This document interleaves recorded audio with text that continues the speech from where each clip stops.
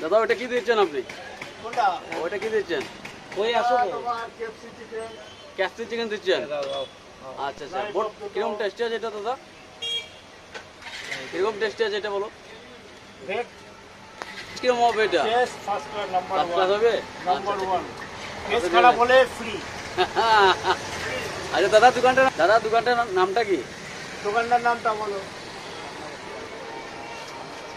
রান্নাবাটির দোকানের নাম এখানে খানিগুলো টেস্ট না হলে রিটার্ন দিয়ে দিবে দাদা বলছে দোকানের ওনার।